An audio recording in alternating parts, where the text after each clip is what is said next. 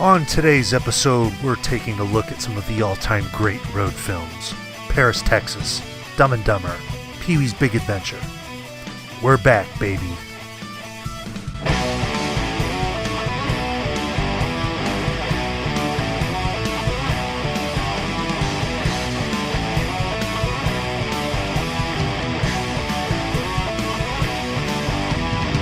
Oh, what's going on, everybody? Welcome back to another episode of the Cinema Scumbags Movie Podcast. I almost forgot how to do this. How do we talk? My name's Seth. My name's Nick. Brother, how's it been? It's been weird. One week since you looked at me. Been 3 months since you left me. I'm sorry. Well, I guess we should update the audience on what's going on, because I don't think we really ever told them. Nobody knows. Well, like, a couple people message me on Instagram, and then I just tell them, I'm like, yeah, that's why we haven't done anything. But someday we'll do something else. Yeah, why haven't we done anything? Well, I moved back to my hometown, and that was in, what was that, April? End of March. Well, the last episode was middle of March, so yeah, probably not long after that. It was right at the end of the month. I left Arizona, and, it took me a while to get adjusted. Honestly, we could have been doing these way before this, but this is when we're doing it. This is when we're finally coming back. So it's been a long process, finally getting ready to record again. But yeah, big move. Well, to be completely fair, you're not the only one. I've felt a real lack of motivation these past few months. Obviously, that shows with no videos on the channel or anything. So it happens. It's a collective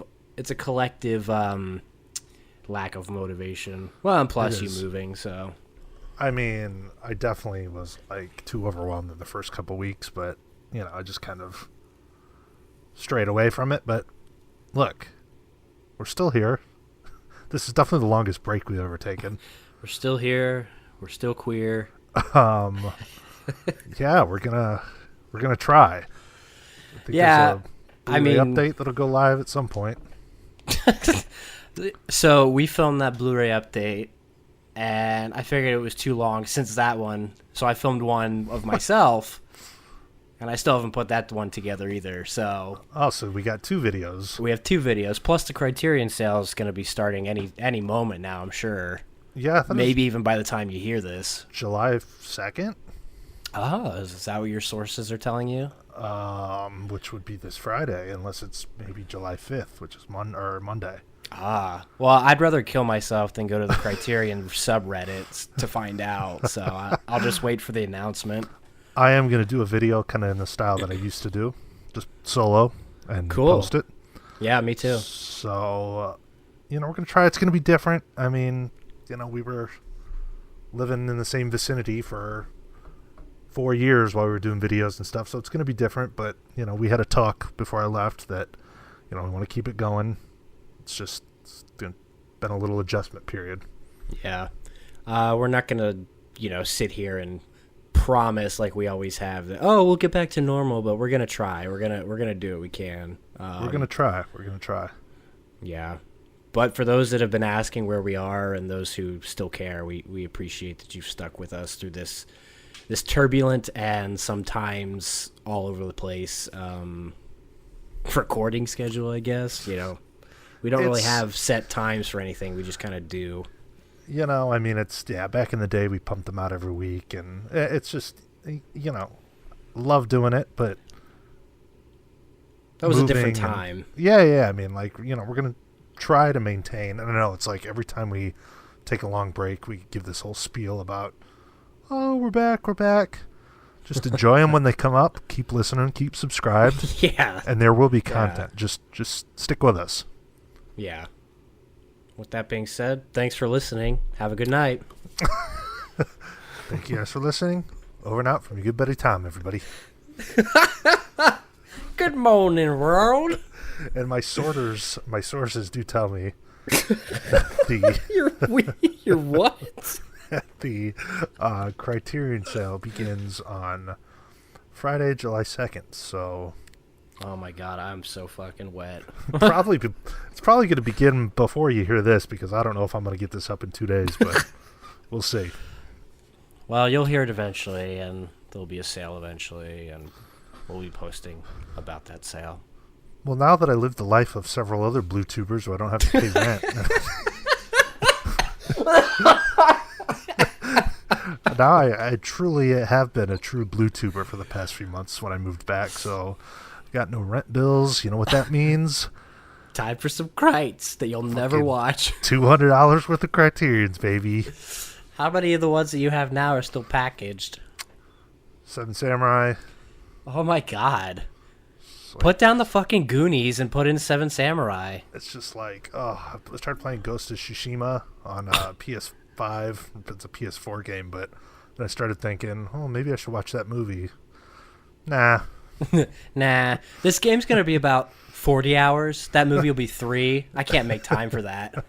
Yeah, it makes a lot of sense, huh? They even have a Kurosawa mode in the game where it's black and white. Yeah, that's pretty cool. Any fun? Yeah, it's really fun. Really smooth, good combat. I don't know, though. I think I have some other Criterions I haven't gotten around to yet. I need to get through that America Lost set still. The Cassavetes set. I kind of need to get through that Bruce Lee set, but some of those are really it just tough. doesn't do it for me. Some of those are tough. Criterion needs to do a Brandon Lee box set. Oh, it'll have 2 movies. 2.5 movies.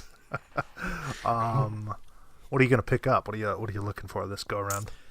That's a good question. I haven't given it as much thought yet. I do want to pick up that Bob Dylan documentary, the one that came out that's on Netflix from director Martin Scorsese, the Rolling Thunder Review. What else do I want? Shit, I can't think of anything else. I'm sure there's some newer releases that came out that I'm forgetting about. Fast Times at Ridgemont High, baby. Oh yeah, there you go. I heard that the grading on it isn't great. It makes them look like ghouls. Is that for real? That's what I've heard. It just like makes them look like zombies almost. You know, like they need to just start putting out like 4K Blu-rays though now, you know. Might as well. Arrow's jumping on that. Screen Factory's doing that. It's like I'm starting to feel weird about going in there and spending 20 some bucks on a Blu-ray now.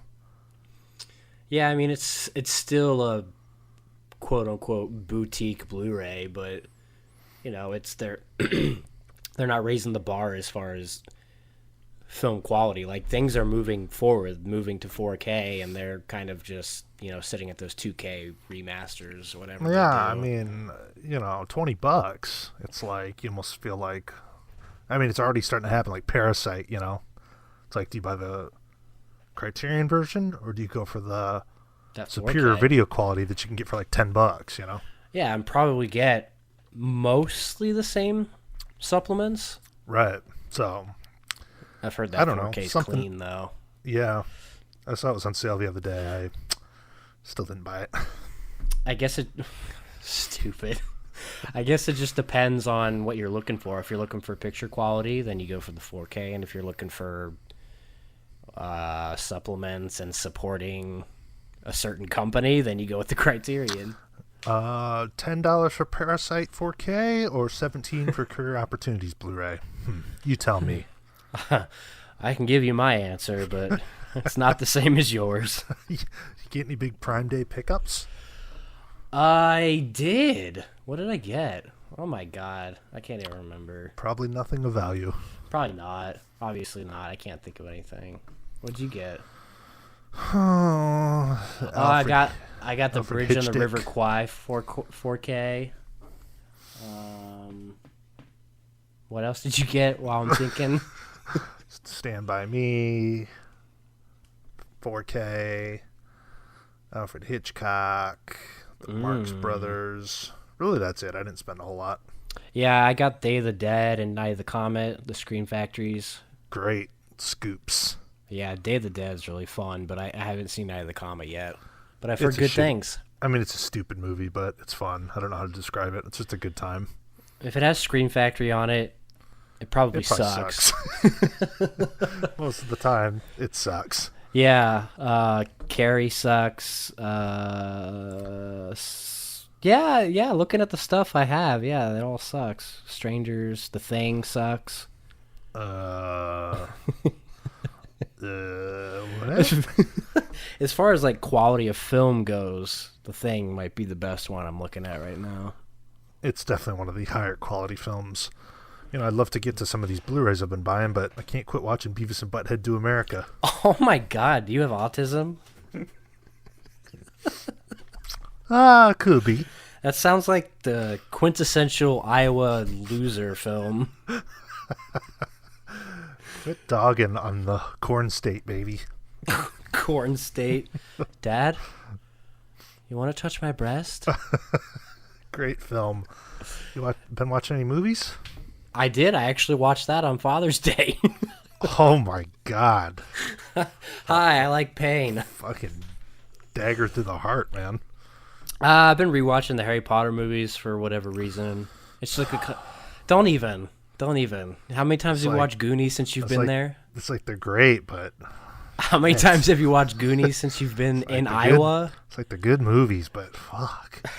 It's like the Goonies is not even good movies, but fuck. You know what? I wanted to watch the 4K on my new TV because I actually never even opened it. It was still in the shrink wrap, so... So you're like, I'll just watch it several times instead of once? I'll watch it twice. Oh. My mom wanted to watch it. That's not even true. I haven't watched one movie with her since I've been here. She don't even watch movies. I don't even love my mom. Oh. Yeah, I mean, I still watch stuff as frequently as I always did before. What else did I see? I saw a kind of smaller movie. I think I talked to you about it a little bit, called North Hollywood. Oh, yeah. Yeah, it just came out this year, directed by some guy named Mikey Alfred, but it's almost, I wouldn't say exactly, but it's a lot like mid-90s. It's a skater movie. It has some of the kids in it from that. It has Sonny Solchik and Nikhil Harry. Is that his name, Nikhil? Oh, Nakel Smith. Nakel Smith, yeah. He's in it for a short bit. Miranda Cosgrove's in it. Vince Vaughn. iCarly. I come. I'd Carver. Ew. Ew. But yeah, it was a cool little skating movie. Kids, his dad doesn't want him to skate, but he wants to be a pro skater when he grows up, and his dad's Vince Vaughn. Yeah, it was a good little... It looks pretty good. I almost rented that the other day. Yeah, I rented it for a few bucks and checked it out. It was pretty good. I like that one. Have you seen or have you heard of Our Friend? Is that the Cancer movie? I've heard of it, yeah. Casey Affleck, Jason Segel, and Dakota Johnson. Oh, yeah, I see that here, yeah. I've heard of it. I haven't seen it. Casey Affleck. Yeah, it's a pretty good movie. After learning that his terminally ill wife has 6 months to live, a man welcomes to the support of his best friend who moves into their home to help out. Interesting. Sounds depressing. Oh, it is. It is. What do you think happens to her? She survives and makes a full recovery. Pretty good movie. I felt a little kind of trying too hard to be artsy at certain points, like...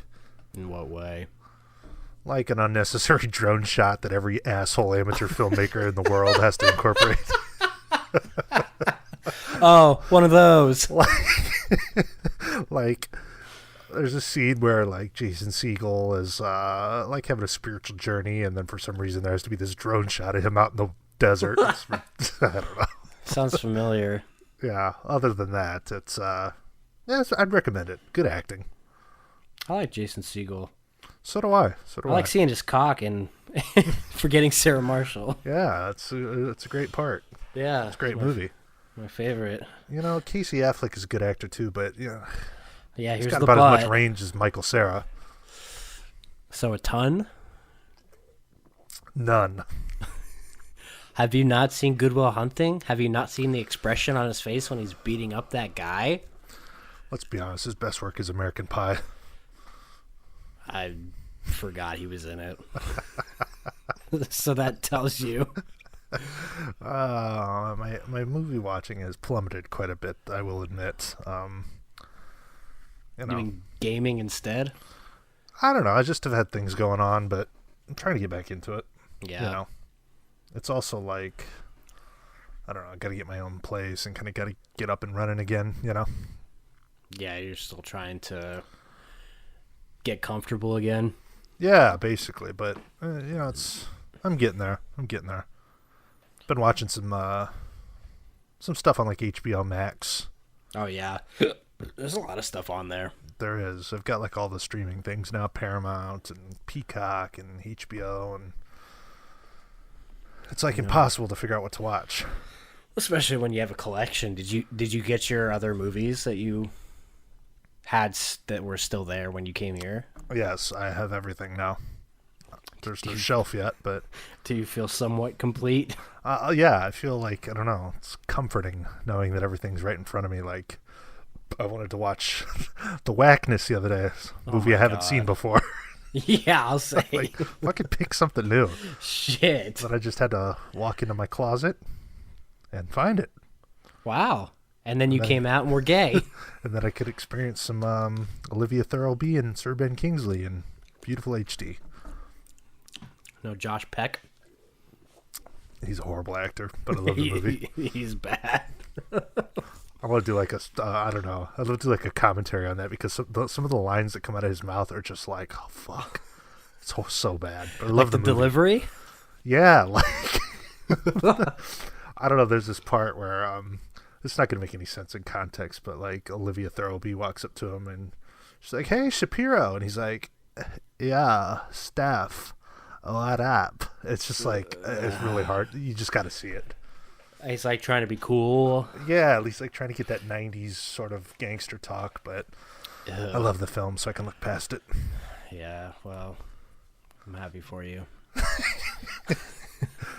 I do need to watch that again. I haven't watched that in a while. Something about that movie, man. It's like a great coming-of-age film, but Sir Ben Kingsley being nominated for a Razzie is bullshit. It's a great performance. I'll be the judge of that. What's better, Gandhi or a drug dealer? I've never seen Gandhi, but it sounds boring. I don't watch a 3-hour man, a movie about an Indian man who doesn't want to eat. Wow. Well, I wouldn't expect you to understand nuance and deeper layers. So, did you know that Richard Attenborough directed it? I did. But and that doesn't do anything for you? No, I mean, he's just John Hammond. Who else? Who cares what else he did? Chaplin. Did he direct that? Yeah. Yeah, okay, that's a pretty good movie. I've really been going through those some kind film of guy you are. I've kind of been going through and experiencing some of my 4K Sex? movies. No, that still eludes me. You are a real blue tuber. I've been trying to go back and experience some of my 4K movies again on like a better TV since I upgraded when I moved back. Well, does it make a difference? It does, dude. I know I was telling you about it, but like OLED, bro, fucking amazing. Seriously, like I watched Jaws the other day. Just like, my God, good. Yeah, and I mean, like the TV I had that I sold to you, that's a good TV. Like that, the 4Ks look good on there, but man, the blacks on this, I got the LG 10 or the LG C10 CX. It's what size? It's 55-inch, but I mean, it was okay. $1,500. Yeah, which is pretty expensive for that size, Yeah, but my God, I mean, like, I don't know. There's a lot of concerns about OLED with like burn-in and stuff, but as long as you play varied content, which I do, I'll go from a movie to a game, and there's not one static image forever. You don't really that makes run that a difference. Risk. Well, yeah, with OLED, wow. If you watch the news all day, every day, you're probably going to get burn-in on your TV, Mm-hmm. But man, the blacks are just inky, deep, dark blacks. It's great. The TV's like razor thin, man. It's amazing. It's crazy what they do with technology these days. Yeah, I can't even believe how old mine is already. I think mine's almost 5 years old already. It just feels Yeah. like it hasn't been that long. I know, it's nuts, man. I don't know. I definitely don't think I can go back to a non OLED screen though. Oh, I'll probably be, because once you experience it, you're kind of like spoiled by it, and it would be hard for me to go back to just like a, anything else really. yeah, whatever, LCD or whatever. I mean, it's like next level shit. And like I watched Ready Player One, that 4K, just, oh my God. Probably looks so clean. Yeah, if you get it, like, I mean, it's a dark TV, and it's intended for like a dark theatrical experience. So you watch it in a dark room, and it's nuts. Well, and it also depends on, there's a lot of factors. It depends on the movie, depends on the transfer. Yeah. One thing that I did not love at first and didn't appreciate was grain. Yeah. And I I think I've come to appreciate it more, especially when it's like a clean, even layer of grain over like an older movie. Yeah. I was always looking for like that polished, clean image that comes in a digital movie like Ready Player One. Yeah, I mean, when you're seeing some of that shit in like its purest form, Yeah. And most of the time you can really tell the difference though when you put in the Blu-ray afterwards. Even if it's just like the grading is different, because that's, like I said, I've been watching the Harry Potter movies, and those 4Ks, it's mostly grading that does the difference. Like, you can tell, but it's cleaned up a bit, but it's mostly just the way the image is colored. I almost grabbed those. There was like $70 for that 4K set, which would have been a great deal. I should have grabbed it. Yeah. Well, yeah, but they're just great films, Move on, right? No, they are great. I love them. I mean, to me, that would be a worthwhile purchase, because I know I'm going to watch them multiple times. But like speaking of grain, I just got Stand By Me, that 4K, and I like to read the reviews on the disc before I experience it. Because now I feel like I have like a higher end TV where I can appreciate that, I guess. So I was reading a lot about how great of a 4K it is, and I mean it's like, fuck, I've never seen Stand By Me like that before. It's amazing. Yeah, I just have a regular old Blu-ray. I think I got it like sealed at a pawn shop for like $4, so I wouldn't mind upgrading that. Yeah, God, that's, I mean, a lot of grain in there, but it looks good. Yeah, 4K is neat. It is. There's things that like, I don't know how great is Psycho gonna look on 4K. I don't know. I love the film, so I picked it up. But yeah, the black and white's tough because there's only so many different shades you can go to. Yeah, but I mean, like, I don't know. I normally wouldn't have bought that standalone, but in that set, I got the 4 Hitchcock films on 4K for $30. I mean, that's a pretty good deal. Right, and they're movies that you haven't seen. Yeah, I already have that fat Hitchcock set, so as much as I wanted that 4K set, I was like, I don't need it. I have these other ones. Psycho's one of my favorites, so fuck it, I'm gonna pick it up. Yeah, but it's probably more like, especially because you checked out It's a Wonderful Life 4K, right? I did. Yeah. Did you watch that special feature on it? I didn't. No, I know you were telling me about it though. Yeah, they just talked about the process of how they restored it, how badly damaged the original negative was, and I think that's part of it with those older films, is just trying to clean them up way more as far as like the hairs and the dust and the cracks and everything. Yeah, I mean, the new movies really pop, but I still think The Revenant is I haven't watched that on my new TV, but I popped it in like the first day I was setting up my new one, and for fuck's sake. It's probably clean. Yeah, and of course, it took me 3 days to calibrate the TV the way I wanted to, but shorter than I would have expected. Yeah, I still will be watching a movie and I have to stop and pause it and kind of tinker around a little bit. Oh my God, I did that with Hacksaw Ridge so much that I just I just got tired of the movie because I kept going backwards and backwards. And another reason I wanted to upgrade like that is because I'm invested in like next generation gaming. It's like I want to have high end shit. True, especially because you have the system for it. Yeah, and I don't know, it's been good. Anyone out there on the fence about a TV or whatever you hear about OLED or burn-in, just buy it. It'll change your life. Yeah, or 4K in general. I know it's It seemed at first like it would go the way of maybe like HD DVD, where people weren't sure how it was going to go and how popular it would be. But it seems like it's catching on because they're doing it with everything. Yeah, and I still remain picky though about what I upgrade on. You know, like Willy Wonka, of course, it's one of my favorites. But there have been movies that I've passed on. Yeah, a lot of it kind of hinges on A, how much I like it, B, the reviews of it. Is it worth picking up? Sometimes they have new special features, so it all depends on a lot of different things. Yeah, Super 8 was nice. Yeah, Super 8 was nice. That's a cool little movie. It is a cool little movie. Great music too. My God. It's like watching a modern day E.T. type of thing.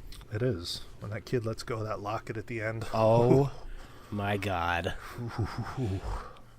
That is so hit me right in the heartstrings. Kyle Chandler's an underappreciated actor. Yep, he's pretty good. And, who's that? Yeah, that's my dad. Shoot out his tires, Dad. Well, since Seth moved away, we the main topic of this podcast, as I'm sure you've seen already, is road trip movies or just road movies. So we'll get into that a little bit later. We have I can't even believe my car made it back to Iowa. Oh my God! Did you? I didn't even tell you. I didn't even talk to you about any of that shit. No. Did you ever feel in danger? Well, I had so much shit packed in the back of my car. I always thought it was weighed down already. I was worried about it. But then my dad drove with me, so I had to pick him up for the airport. It's like two big guys in a little car, and it's full of stuff in the back. But man, finals and all that stuff. I mean, it made it. It made it fine. That's crazy. I miss you, bud. I miss you. A lot of other things, though, I don't really care about in Arizona. Like what? I don't know. There has not really been one moment where I thought, oh, God, man, I really miss the city of Phoenix. And it just kind of makes me sick thinking about it. People were asking me why you left, and I was just like, he didn't really like the hustle and bustle. He missed his family. I tried to tell him what it was, and I don't know. Ask him. No, and I mean, I was trying to explain to a few people there, and they think I was moving back to like a Children of the Corn town, but probably. I mean, they're pretty dumb. Yeah, it's just I don't know. It's too much for me there. Yeah, that's understandable. I'm getting it. I can't be here forever. It's too hot. It's too hot, and it's Chillicothe. Here you come. No way. I'll go to somewhere cold like Minnesota or something. Yeah, that's you get some seasons in your life. Yeah, I need to watch a Christmas movie with some cold weather or snow or something. Something really off-putting about watching It's a Wonderful Life when it's 95 degrees out. But if I told somebody I wanted to move away so I could watch Christmas movies in the right climate, they think I was psychotic. Well, but that would be a determining factor. Yeah, I mean, I don't know. That's all those people know out there, That's true. A lot of people just grew up out here. But it's getting really crowded. They're putting up so many new complexes, and it's just getting expensive too. It is. I was thinking long term when I decided to come back, I mean, this is the place to live, really. It's not like I'm Mr. Go Out on the Town, but I'd rather be a place where I can afford it and it's not so jam-packed everywhere. Right, and if you're going to be in a apartment all the time, or a house, whatever you end up getting, you don't want to be spending an arm and a leg to just survive in it. Yeah, so I don't know. I have every so often I'll think about something there, or I don't know, like the other day some band they released their tour dates. I'm like, oh fuck, nothing around here, but they're in Phoenix, Yeah, but how often do you get that where you want to go see someone? And yeah, I think I went to like 2 shows when I lived up there anyways, so whatever. Yeah, there's a band coming here at some point, and I'm just like, I've got the page up at work just trying to convince myself to go. It's fucking hard. I know, it's like whatever.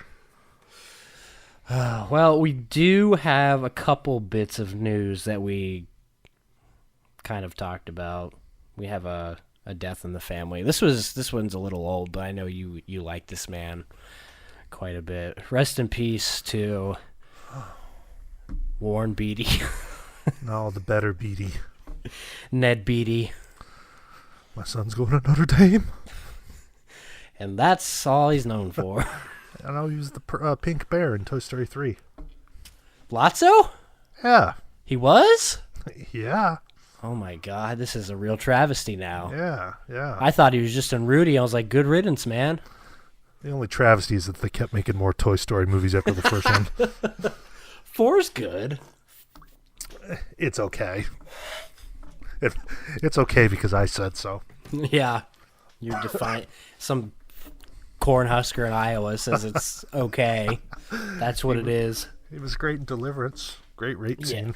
Deliverance is one of the... I think that's a pre-Letterboxd movie, so I need to go back and watch that. That's a good movie. That whole cast is going now. Reynolds, Ned Beatty. John Voight left, and he looks ancient. Yeah, he's probably going to go soon. Who was the other one? Was it Fonda? Who's the other guy in that? Is there? I thought there was only 3 guys in there. Is there 4 guys in Deliverance? I'm pretty sure. Guess I don't really like the movie. Ronnie Cox. Yeah, there's 4 guys in it. Well, I don't know what I'm talking about. Yeah, well, nobody's shocked to hear that. Well, yeah, that is a Fonda. Oh, no, it's not a Fonda. Looks like a Fonda. It does. I thought it was the son that also passed away recently. You know, we're getting to that time in our lives where we actually know a lot of the people that are passing away. I know. And then soon, it'll be us. Who's the next big actor? Richard Dreyfuss? I had a pick the other day, but now I can't think of who it was. Man. Michael Douglas? Probably. Shit, he's old. He is. I think he's got a while left. I mean, he's got good genes. And his dad and his mom live forever. Yeah. Still haven't cracked in that Spartacus 4K. He's 76. Something about Kirk Douglas and that loincloth is not really appealing to me. Doesn't turn you on? No. You don't prefer the company of man? No. Yeah. There's a good new George Mellier documentary on HBO. Oh, yeah? Yeah. I saw you watch that. Yeah, it's brand new. But the finding his films after he burns all the negatives in a fit of rage. Was he a psycho?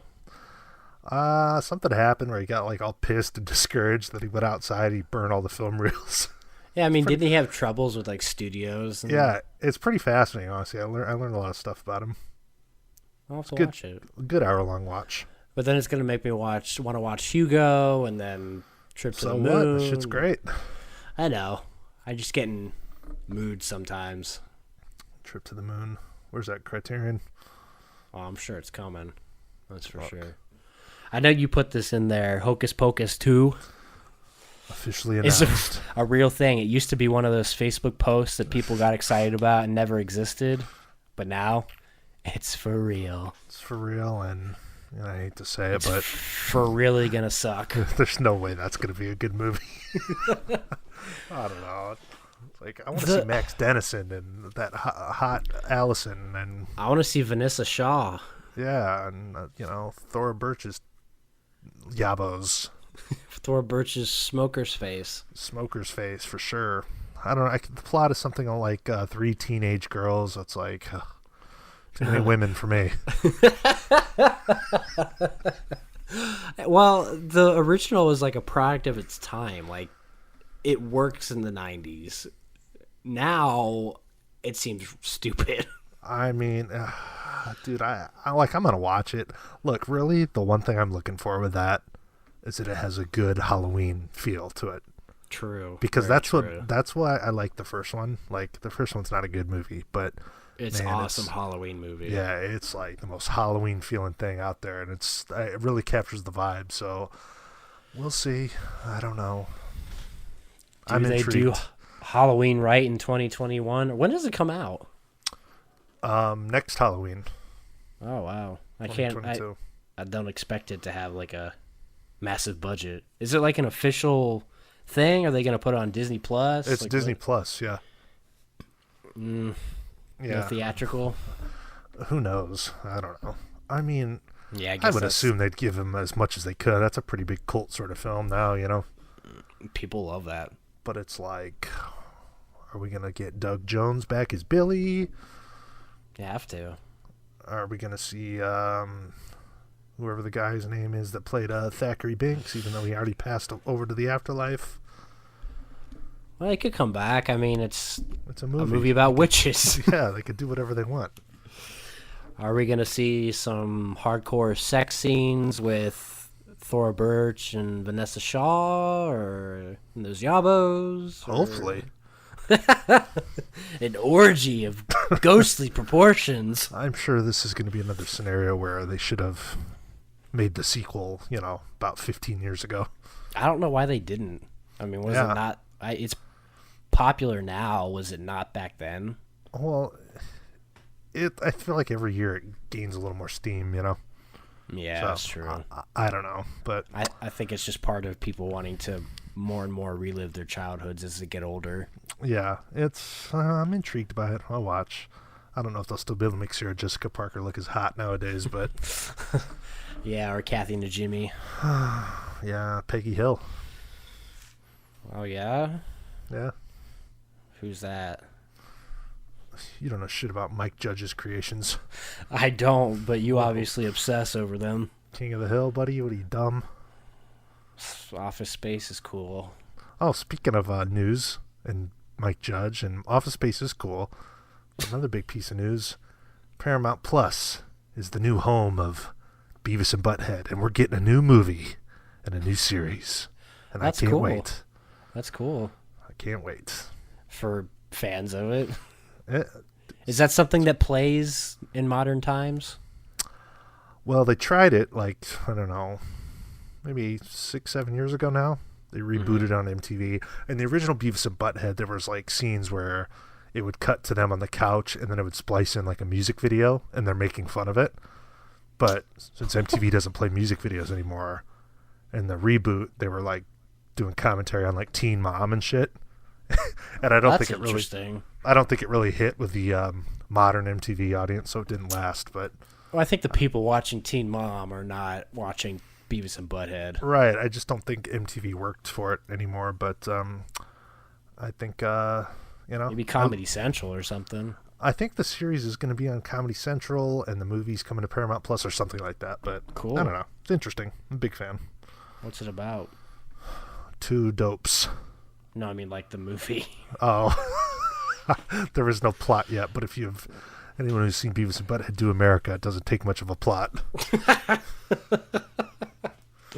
Well, kind of hearkening back to Halloween again, we did have a bunch of trailers since we haven't really talked in a while.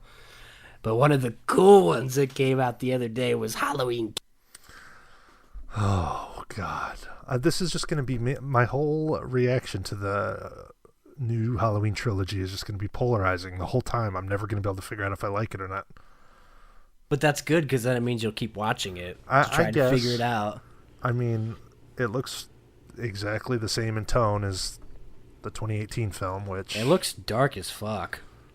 I mean, it's brutal. Yeah. The trailers give away too much, though, man.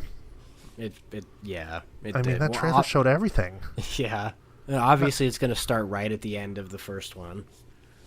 Not that Halloween has some complex plot that you can't have anything spoiled for you, but dude, I don't want to see all the kills, Well, maybe there's that many. I mean, he's obviously going to take out a whole crew of firefighters, which will probably be kick-ass. Yeah, but 30 seconds of that trailer, they show more of him than you see the entire original film, so... But I guess it's not really a mystery anymore. We know what he looks like. Yeah, how many movies do you need to... I wonder if Michael Myers is a ghost or a shape, or... I don't know about him with that power saw slicing... dude, I don't know. What do you mean? He's a pure evil. He's not a man. Plus, I want to see that daughter's yabos. She's hot. She's hot. I like Judy Greer too, but Judy Greer. I just don't know. And then they cut to that, African-American gentleman in the cowboy hat again. I don't know what his character's supposed to be. Yeah, he was in the first one for like 2 seconds. I don't know what his role is in the sheriff's department, but maybe he's supposed to be like Busta Rhymes' son from the other ones. I don't know. There were some interesting things in that trailer. I liked the and the shot of the kids in the Halloween 3 masks that were destroyed. It looks cool. It got me hyped. Did it really? But yeah, I thought it looked awesome. But I also liked the first one. I know how I feel about the first one. I don't. I hate that subplot of the first one. Yes. And if they keep away from stupid things like that in this one, I think it'll be good. Because what do you go into a Halloween movie looking for? Kills? You don't go in looking for a story. I don't know at this point. You don't go in looking for a story. I know you're not supposed to think too much about it, but I still don't understand why, if they're ignoring all the other ones, that he had to track down Laurie Strode in that 2018 movie. Yeah, like, why her? That's a good point. Like, why didn't he just, I don't know. But why did he do it in the first place? There's going to be plenty of new cringy Jamie Lee Curtis lines in the new one. Let him burn! Whatever. Evil dies tonight. Oh, God. Oh, shut up. Danny McBride should not be writing movies. No. You should not be writing Halloween movies. I'll watch it, though, because as much as I like to make fun of that 2018 movie, it's still better than most of the sequels, so it will remain in my yearly rotation, I think that Jamie has to die, though, for it to mean anything. Yeah, I'm sure she will. They're going to have to do that. Yeah, she doesn't really want to be part of it anymore. Or it seems that way. I mean, that was kind of the thought, right? She doesn't really go for that part of her career. Unless they milk her throughout the whole trilogy and she dies at the end, but I don't know. I'm sure that final movie, Halloween Ends, or the third one, will be like Judy Greer getting revenge and killing him or something, and that's the end. Fine, yeah, but at least it gives you stakes at the end of the second one to like actually care what might go on in the next one. Yeah, well, I don't know. I'd rather just watch Hellfest. It's a better movie. Ew. It's a better movie, folks. I'd rather go to hell. It's a better movie, folks. I'd rather go to hell for all of eternity than watch Hellfest one more time. Folks, it's a better film. Than what? Than Halloween 2018. Than Shawshank Redemption. Now that you mention it. You kind of brought this one up too. It looks okay, but Tick Tick Boom? It looks phenomenal. What about it looks phenomenal? Because it's Andrew Garfield singing? Yes. And that catchy song at the beginning of the trailer. How does it go? This is your life, bo-bo-bo-bo-bo. Something like that. Okay, I didn't think you would remember. Is that it? Because I didn't. That's it. This is the life, bo-boom-bo-boom-bo. Yeah, I think you're right. Oh, man. Didn't know Andrew was a singer. Andy gets me going. Andy makes me feel dandy. Honestly, I just heard about this the other day in the trailer draft, but yeah, I think it looks good. I'm a big fan of Andrew Garfield. Other than that, I don't know. The same person that did Rent, right? Yeah, I think it's the guy that wrote it. And it's this, I don't know, some of the team that did that. What's that new musical that's out now that's on HBO and that's in theaters and everyone likes? Oh, In the Heights. In the Heights. That's it. Musicals are really hit or miss. I mean, it all hinges on if you find the music catchy or not. Well, what's been the last good musical? Probably Willy Wonka. It's so weird. You're right. It's a musical. I just don't think of it that way. Yeah, that's the last one I loved.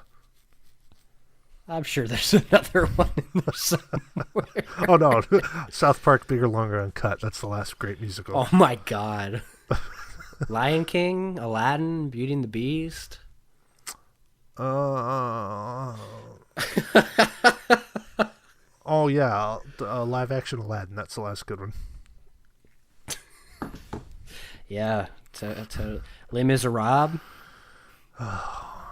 Mamma Mia. Watching that seems like a miserable experience. I'm Mamma Mia, what are you taking? just looking at a list of musicals. This is a Sex Man review of Mamma Mia. You just watched The Producers the other day, didn't you? Another movie that you don't know how to rate correctly. That was rough. God, you suck. Mel Brooks he's another hit or miss. Like, sometimes his humor works and sometimes it doesn't. I watched that, and I saw your review or your rating prior to watching it. Yeah. So then, I don't know, I kind of thought, man, I don't know, maybe this will be a drag to get through. But then I thought, like, I can't believe you don't like it because it's like Nazi shit. It's like spoofs, and I don't know. I thought it was good. I don't obsess over Nazis. I just like war movies. Gene Wilder's off the wall. Yeah, there's one part that I do remember that's so fucking funny with him and when he first meets Bialystok and that was my favorite part of the movie. Like when he's just like manic in that room when they're talking to each other. I kind of knew what the movie was going to be about, but I don't know, for some reason it just didn't. Mel Brooks is I like Robin Hood Men in Tights. I like Young Frankenstein, but I don't really like Spaceballs and Blazing Saddles. I have not seen that one yet. So that might be the determining factor. Yeah, I don't know. Like, that's something I found on one of those streaming things. I was just looking for shit to watch, and I come across, and I'm like, oh, I've never seen this one. Gene Wilder, Mel Brooks. But I don't know.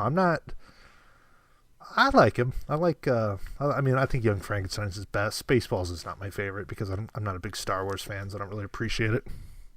Little Rascals might be his best work. You're not people. You're kids. If you were my kids, I'd punish you. We were your kids, we'd punish ourselves. You can't treat people this way, mister. Another trailer just popped up today that I was really curious about. Many Saints of Newark. I have not seen The Sopranos yet, but I guess this stars his what's his name? Gandolfini's kid. Yeah, it stars Gandolfini's kid. So I was curious to see how that would be, just because, I mean, he's not really an actor. But the trailer alone, like it would be a movie I would check out even if I've never seen The Sopranos. Why are we milking The Sopranos though? I don't know. That's a good question. I mean, I don't know. I mean, you know, they made a Breaking Bad movie and that was pretty successful. I just wish I wouldn't have seen the last shot of The Sopranos before I ever watched the show. Oh, fuck. I'm glad I don't know. I've almost had it spoiled. And yeah, I think I watched it. I think it was probably right after it aired because it was so polarizing, you know, and I wanted to see it. Oh, really? Yeah, and I could see why it would be polarizing, but I watched it out of context, you know. If I watched the whole show, maybe it'd make a little more sense, I guess. Yeah, or give you a better emotional reaction. Yeah. I really need to watch that show, though. Still not as shitty as the Dexter series finale. Oh, I know how that ends, and yeah, it's so shitty they have to restart it. Yeah, but the trailer for the new season looks fucking good, dude. Well, the whole show was good, wasn't it? It was. I actually started watching it again. I cracked open that Blood Slide box set. I'm watching it very slowly. But, yeah, I think the trailer for the new season looks pretty good. It's like it's not erasing the last season. It's just like picking up where it left off. So it's going off of how that ending was. Oh yeah, like the whole original series of Dexter takes place in Miami, so it's like sunny beaches, palm trees, and shit. And now the new one, he's like in Alaska, so it's like total opposite. Yeah, it's a weird contrast, I guess. I mean, they can make that work. Yeah, it's got a good vibe. I don't know. We'll see.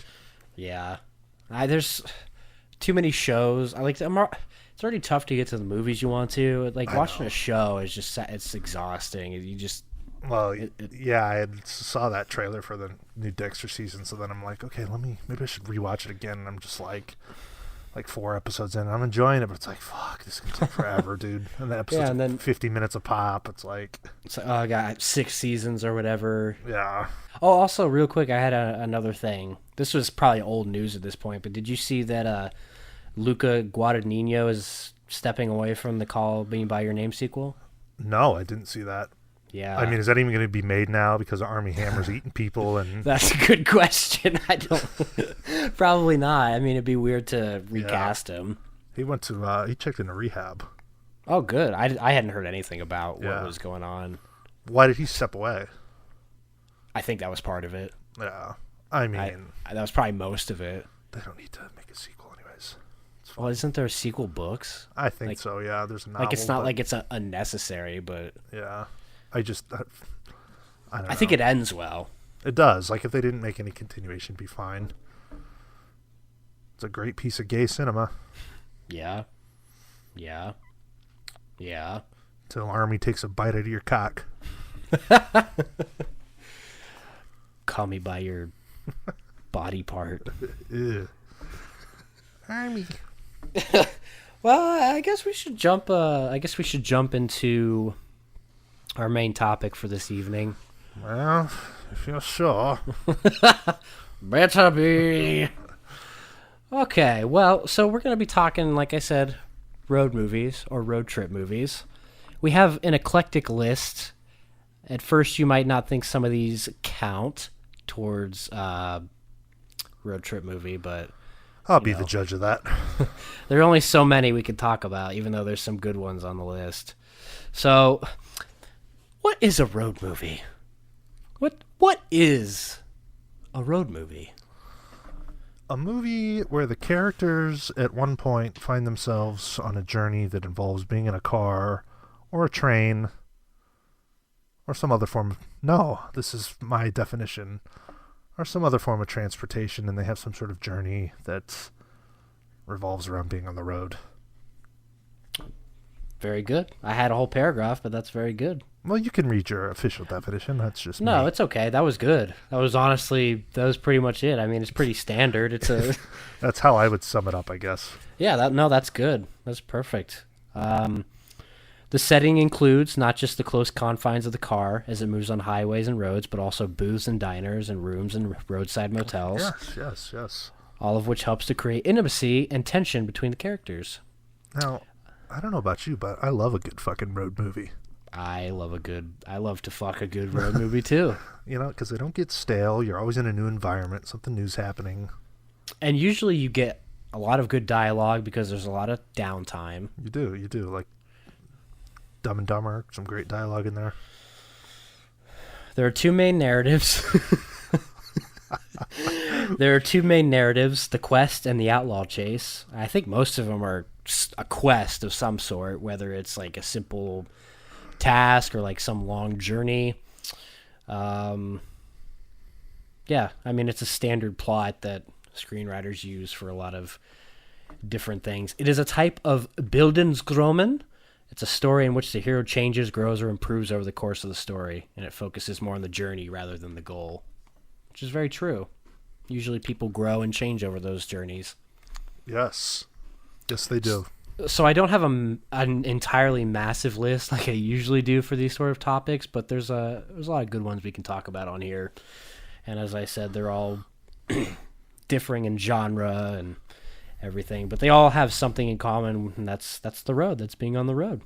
Are we going or is this like a random hodgepodge of road movies? Are we going in? Okay. Through several different lists and genre lists and top 10 lists, and just picked out some that I figured we could talk about. Why do you have? No, I was just wondering. That's a good one to start with. That's a great. Just random. Almost Famous, written, directed by Cameron Crowe, is part of like real life experience. Cameron Crowe, pretty biographical, right? Like he kind of did what occurred in the movie. I believe so. Yes, he's a journalist for the Rolling Stone. Rolling Stone, yeah, and he goes on a cross country trip with some band. It's like some random band, like definitely not a real one. And he meets up with the bandmates. He starts falling for Kate Hudson's character, who looks like Robert Plant. She does, yeah. What's her name? Penny Lane in the movie. Yeah. And I watched it somewhat recently, and so did I. It's good. You know what? I've seen it twice. I will say I liked it more the first time I watched it, but I enjoyed it again. Yeah, interesting, because I liked it more the second time I watched it. And it's coming out in 4K pretty soon. It's getting a little steelbook. No, I would get that. Yeah. I don't know if that's one I'd pick up. I don't know. I do enjoy it a lot. Like, it's good, but I don't go back and watch it all the time. I'm not going to spend $25 on it, but it gets down to $12.99, sure. Yeah, maybe if it comes in a regular 4K version that's a little cheaper. Yes. But 4K steelbook with Kate Hudson on it. That's pretty good too. Mm-hmm. You did just mention this one, Dumb and Dumber. Great road film, baby. It is a road film. That's for sure. I don't really like that one. It's stupid. It's not funny. It's about as funny as cancer. No, that's horrible. It's a horrible thing to say. It's a true statement. When Jim Carrey takes over driving, or no, wait, it's never mind. Oh God. Yeah, great example. It's a real memorable film. I think you know who's right in this scenario. No, I mean most people probably agree with you. I think people love this movie. Yeah, I mean it's a classic, man. When it's one of Dave's favorites, you know it's bad. No, that's one of the films Dave is right about, because, man, come on, selling a dead bird to a blind kid, that's comedy gold. Now, the sequel sucks, but... I just like poop jokes. No, not even. No, I do. Well, there's some of that in there.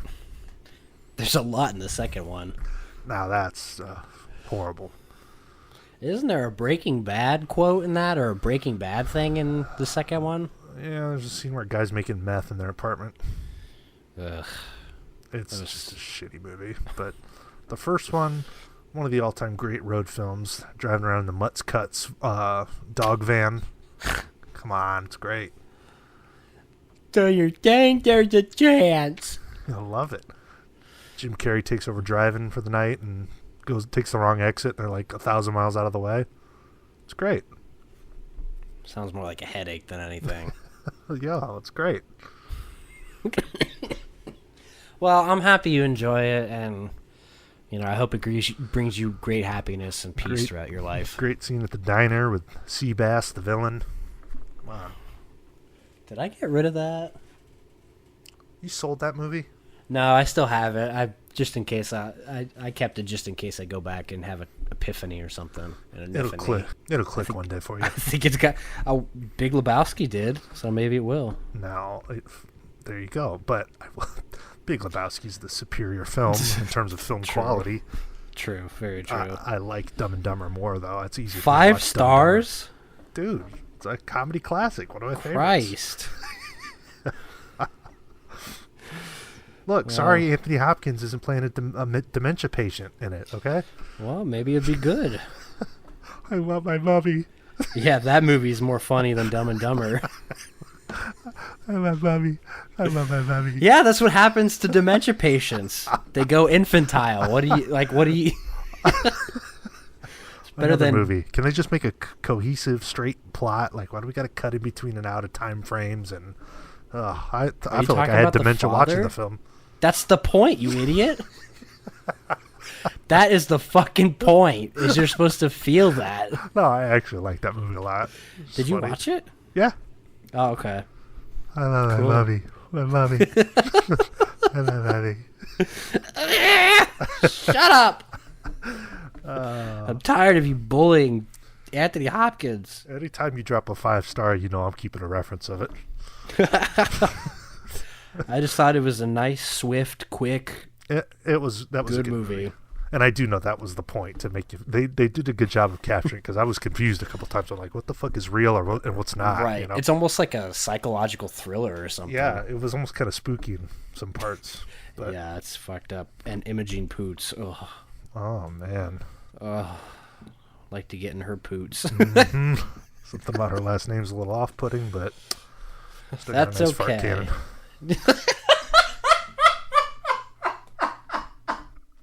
It's got a nice. Oh, sorry. Moving on. Have you seen the Blues Brothers before? I have not seen that. It's kind of weird. It's I you don't could know also why I haven't seen it, because I feel like I would like it. I mean, I feel like you would too. yeah, it's one of those I never got around to. I liked it too. It's a little too long, but it's like a weird musical. There's a lot of cameos, like Aretha Franklin's in it. It's really odd, but basically they're trying to raise money for something like an old orphanage or something like that, and they go cross country to I can't remember. Do something. Yeah, but it's one of those classics that for some reason, I just haven't got around to. Yeah, it's who the frick directed it? I think it was Ramis. Who the frick was it? There's no way that sequel, Blues Brothers 2000 or whatever it is any good. There's no way. No way. John Landis directed it. Yeah, I don't know. It's pretty good. They're they're on a mission from God to raise funds for the orphanage in which they grew up. So they go cross country to raise money. There's some ridiculous parts in it. Like there's a part where they're getting chased by cops, and then it's like a big pileup of cars, and they just keep crashing into each other, even though it's like this big moment. James Brown's in it too. It's just really odd. It's a very unique comedy movie. Yeah, it was on sale the other day, too. Up something else that needs a Blu-ray, Borat. Ooh, that is a road trip film. A road That movie. That is why it's on the list. And it's a good one. Yeah, it is. I mean, shit, all those movies where he's playing a character are like road trip movies or road movies. That's true. Even the second one. Yeah. Right? Yeah. Yeah, Borat's. I'm surprised it doesn't have any sort of like special. It's just a DVD, I think. I don't think there's even an American. There's like a European Blu-ray of that, I think. Yeah, I think so. Why would that not have a Blu-ray release here? It's crazy. That's weird. I don't know. Maybe it has something to do with making fun of Middle Eastern countries. I don't know. Pussies. Easy Rider. Just watched that for the first time. What'd you think? I didn't love it. I didn't love it either. It wasn't what I was expecting, but I feel like there is potential there to love it at some point. Agreed. I agree. It was just odd. It wasn't what I thought it was going to be. It's definitely exactly what the box set it comes in. Yeah. Explains it as. It's just like a guy going off and making his own movie without like studio interference, and it's kind of experimental. Yeah. A lot of drugs in it. Phil Spector's in it. Jack Nicholson's in it for a short bit. Very young Jack Nicholson. Yeah, like one of his early roles. But it was directed by Dennis Hopper, who I always forget is dead. Yeah, he is. He was great in Waterworld. He was also great in Mario Brothers movie. There's a new cut of that out. I don't fucking get it. The movie is so bad. Anyways, though, I did like Easy Rider. I thought it was it was strange. The ending was weird too, but I like the scene when they're in the restaurant and the locals are just kind of talking shit about him. Yeah, it's a good one. Oh, another good one. The End of the Tour. Oh, I love that movie. That's like a hidden gem, man. Nobody's seen that. No, they haven't. They don't really talk about it at all. It's kind of a fucked up story, though. I mean, it's based on a real guy that, spoiler alert, killed himself eventually. But David Foster Wallace, or David, what's his name? David Foster Wallace. Yeah. David Lipsky. Yep. Yeah, Jesse Eisenberg plays. Well, he also is a reporter for Rolling Stone, I think, and he goes to talk to David Foster Wallace about his new book he came out with, and they just have like these deep conversations. And Infinite Jest, which is, I don't know, I've never read it. It kind of seems like some pretentious hipster sort of novel, but yeah, isn't he kind of like a nilist? He's I think so, yeah. Really depressed, obviously. Yeah. I mean, he eventually took his own life, but I just think the chemistry between them is really good. Yeah, and if you're a fan of like dialogue heavy films that kind of get deep, I mean that's one of them, because they have a lot of deep conversations. It's really, really well done. Yeah. I think Jason Segel is a little bit underappreciated in terms of his acting abilities. I agree. I think so too.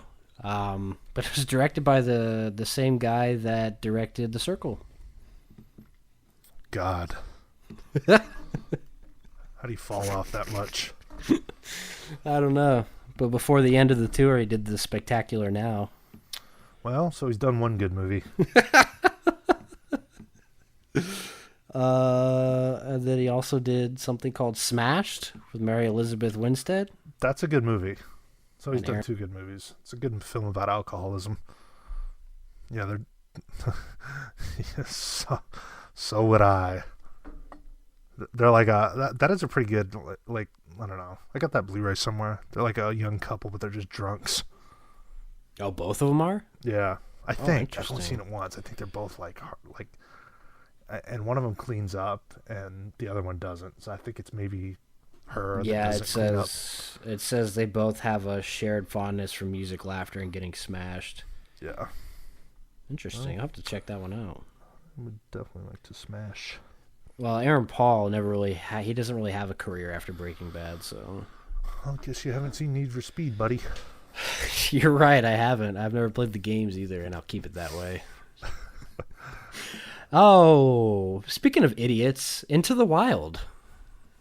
Oh, yeah, let me just sell all my shit and go on some spiritual journey and then eat a poison berry and die in a bus. The end. No, I'm just kidding, of course. That is a really good film. I read the book in high school, and I think we watched the movie too, but I don't think I've seen it since. Yeah, I've only seen it once. It's not like one that I need to watch over and over again. That was one of the... I mean, it's been years. I'm due for another watch, so that... I am too. Directed by Sean Penn, though, who's done a couple good things as far as directing goes. Yeah? Have you seen The Pledge with Jack Nicholson? I haven't, no. I know what it is, but I haven't seen it. Yeah, that one's good too. Into the Wild is good, it's a true story. Chris McCandless, everyone knows about it. Kind of see some of the people that he encounters along the way. Kristen Stewart. Kay Stu. Wow, there's a lot of people in this. Wow, might have to give that a watch soon. It's good. Probably it's a little bit long, but... We know how you are with that. Mm-hmm. I like my movies in between 5 minutes and 120 minutes. Dude, I could watch Trip to the Moon 20 times. It's okay. Oh, horrible special effects. Yeah, that's pretty dated. It's a piece of shit. Oh. Another one that I know you haven't seen. It Happened One Night, directed by Frank Capra. No. A renegade reporter and a crazy young heiress meet on a bus heading for New York and end up stuck with each other when the bus leaves them behind at one of the stops. Clark Gable, anyone? Nope. I'm looking at this. I'm looking at this on Letterboxd. I think this is one of the first movies I ever rated because it's from 2015. Yeah, it's getting back there quite a bit now. But it's fucking good. I really enjoy it. I mean, I really don't know if you like Frank Capra or it's just part of your shtick. What movies has he done? It's a Wonderful Life. Okay, well, I love that one. Mr. Smith Goes to Washington. I don't know if I think I've only seen one Frank Capra movie. You Can't Take It With You. Mr. Deeds Goes to Town. I can 100% tell you I've only seen one Frank Capra movie. Well, at least you've seen the best. I mean, those other ones are really good. Who can get to that when you got Van Wilder 2, The Rise of Taj to watch? That's true. That's very true. It's unfortunate that you live your life the way you do. And hopefully one day you see the error of your ways. Sometimes I just want some good laughs. I don't want to watch fucking Frank Capra. But it's a comedy. So was Rise of Taj. Was it? Did you laugh? No, that was a fucking shitty movie. There you go. You're wrong, I'm right. I mean, Van Wilder's not even good. I'm big, you're little. I'm right, you're wrong. You're dumb, I'm smart. Van Wilder's not even good. What do you expect from a spinoff? Nothing. That's why I've never seen either one. You never seen Van Wilder? No. I prefer my Ryan Reynolds movies where he's Don't even where he's talk in the about that. friend zone. Something about that fat suit takes 4 stars off the film rating. Oh yeah, but Jim Carrey with a chipped tooth is comedy gold. That's his real tooth, buddy. Oh, really? Yeah, he took his cap off to film that. He's got a cap tooth. Jeez, he is just the epitome of method actor. So That's like when Shia LaBeouf cut his face for Fury. Yeah, I put a big tattoo on his body for that shitty accountant movie that nobody watched. Which one? The Accountant. Is that no? What? No, that's the Ben Affleck movie. What's the one? What's the tax collector? Oh God. Is that what it is? Yeah. Nobody saw that movie. He got like a big tattoo on his chest or on his back or something, and like the movie got shit on. That is so stupid. Yeah. At least do it with a movie with Brad Pitt in it, not a movie with right. John Berthnall or whoever's in it. Oh. On that note, though, Amy Smart being in Just Friends gives 2 stars back. Oh, Amy Shart. Mm-hmm. Love her. Me too. She's in another road trip movie. She is, and we can talk about that now because it's on the list. And I mean, it is called Road Trip. Road Trip. So it's exactly what we're looking for. You've got Breckin Meyer, fantastic actor. DJ Qualls, fantastic Qualls, actor. Who was, when he came out of the closet, that was one of the least surprising things I've ever heard. You got Sean William Scott, who's just playing Stifler. You got who Andy always Dick. plays Stifler. Yeah, and I don't know what the other guy's name is. Well, you have director Todd Phillips. Todd Phillips, baby. It's his second best work. Behind Joker? No, Joker is probably at the bottom of his filmography if you were letting me rank him. Yeah, well, put it on Letterboxd and see how many likes it gets. Hated, Gigi Allen and the Murder Junkies, Road Trip. Todd Phillips is also the weirdo in the bus that licks Amy Smart's feet. Yes, he is. Can't blame him there. Nope. I actually like that movie's ridiculous, but I actually do kind of like the plot of it. I think it makes for a fun plot. He actually sends a sex tape to his girlfriend. It's the wrong tape. At least it's there's a reason for them being on the road. Right. But I don't know why. Green. Oh God, that cast is like straight out of the 2000s. Austin, Austin, Massachusetts. Are you here for the feeding?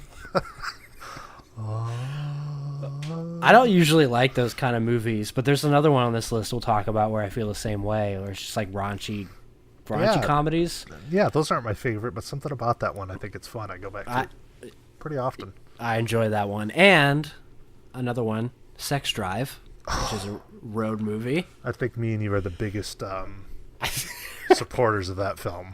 I think so, and I don't know why, but it's one of those movies that I quote all the time. It's just funny as fuck. Like it's the ridiculous. Plot is stupid and has been done 1,000 times before.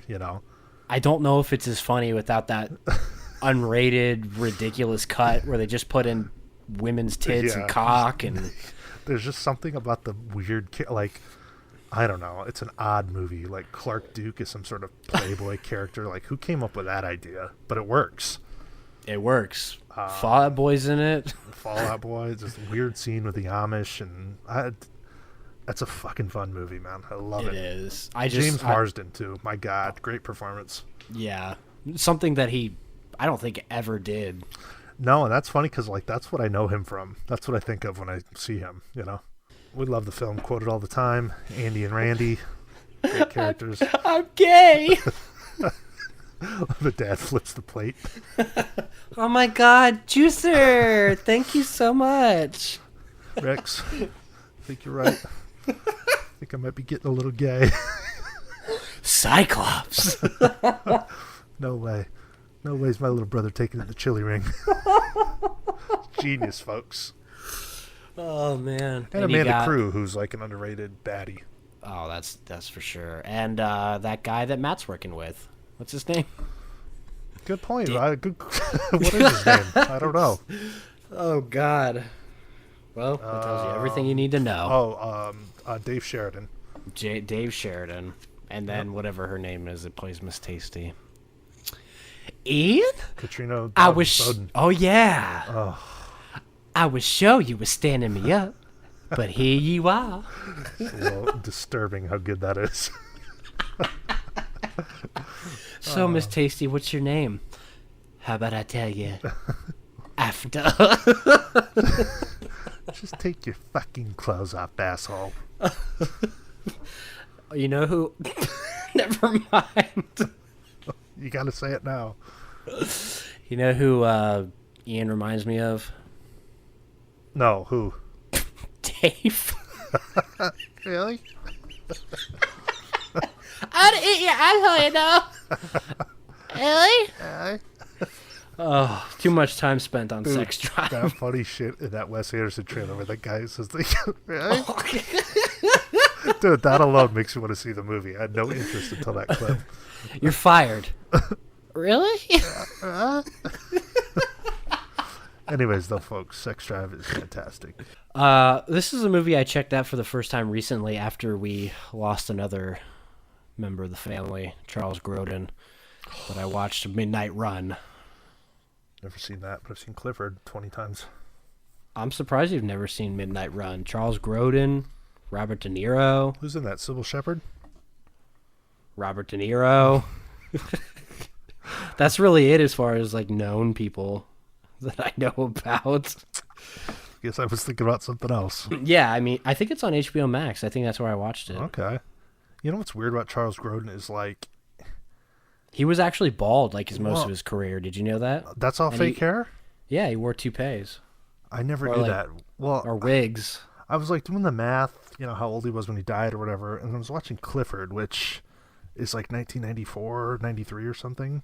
Mm-hmm. So he would have been like in his 60s, but he looks like he's in his 40s. Yeah, so it's like he always I think that's what they talked about. Is he always looked? The hair helped him look young, so he was able to. It helped his career in that way. It's like he just got to a certain age and then he just got like smacked in the face with aging, you know? Yeah, because in his older years he was looking a little rough. Yeah. Oh, he was in the original The Heartbreak Kid with Sybil Shepherd, and if she's doing the same shtick that chick's doing in the remake, I don't know if I want to watch it. Yeah, that remake one really, like, it still turned me off from Malin Ackerman. I know. I don't want to see Sybil Shepherd that way. I want to check that out, though. I wonder if it's the same. Ooh. Directed by the chick that did Mikey and Nicky. Might have to check that out. Can't watch it anywhere, though, so whatever. Fuck me, then. Well, on moving on, we have maybe one of the great comedic road trip movies. Can you guess what I'm going to say? No. One of your favorites. I don't know. Oh, Vacation. Summer watch. It's a yearly tradition. Just watched it not too long ago. I watched European Vacation for the first time. Yep, another piss poor rating. Didn't love it. No, that movie sucks. It's not very good. Just, you know what's the worst part about that movie is Audrey. Oh my god. Yeah. There's that part where she's like stuffing her face or something. Yeah, she has like that dream sequence where they're feeding her food. It's very off-putting. It's really off-putting. It was the same chick that directed Fast Times, though. Yeah, and that girl Heckerling. that played Audrey passed away, so you should make jokes about her. I didn't. You did. I like Rusty, though. We can't make fun of the dead? Fuck it. That's my second favorite Rusty. What about what's your second favorite vacation movie? The one with Ed Helms? No. I mean, I guess Christmas, but I think Christmas is a little overrated. I disagree, but that's okay. I like Christmas Vacation a lot, but it's just over the years, it's kind of like every year. Seen it too many times, maybe? Yeah, it just loses a little bit of steam for me. I've felt that recently with some movies, Yeah. like Problem Child. Well, that's just stupid. That movie is stupid. Junior, why are you yelling all your lines? Bye, everybody. Don't forget to write. You are, you stupid dick. Performance sucks. But Amy Asbeck is so hot. Oh, my God. I want to get that second one, but that Blu-ray has never gone below $20. Yeah, I don't think it's worth that. Hell no. Especially when I have the DVD in the closet. Amy Yazvik is like one of the underrated hot chicks in Hollywood. There's like nobody ever talks about her, but man, she just is always gets me going. And she has range. She can be a mean bitch and be a nice, sweet lady. Underappreciated. I almost like her a little bit better as Flo, though. Something about that attitude on her. Oh, did you say 15 years? She said 15 years. Over the top? Now, hold on. What? How is Problem Child not a good movie? It's just fucking dumb. John Ritter's great. Michael Richards is great. The Bowtie Killer's a great character. Big Ben John Healy. Ritter's the best. The part where he pulls his pants down on camera is probably the funniest part. But I think Junior Michael Oliver is awful. Like it's so horribly acted in so many aspects. One part of that movie that always annoys me is with the camping and the guy's the guy's kid. There's like that girl. She's wearing like overalls. You just want to slap her in the face. I'm gonna tell. Yeah, I'm gonna tell. I hate Let's her. give him the silent treatment. Yeah, just ignore him. Shut up. Like, your dad is the loudest asshole on this whole trip, and you're worried about Junior? Oh, man. That's a fun... Dude. They have... those movies have such a weird, creepy vibe to them, and I can't put my finger on it. There's just something so odd about them. It is very strange. I I think you're think a it's little 'cause bit low, there's- but that's okay. I think it's because they're supposed to be kid movies, but they're kind of dark. They are. Some of the lines are not for kids. I don't know. Big Ben says something about like bad sperm or something at the adoption clinic. It's weird. Oh my God, it's the devil. Oh God. So are we done with the Problem Child analysis now? Yes, and we can just say that 12 Angry Men is Jack Gordon's third best film. What's the second? Problem Child 2 The hell's in the salad? is blue cheese. You're right. I can't remember any lines he said in 12 Angry Men. They're just talking about going to the Yankees game. Stupid. Dumb character.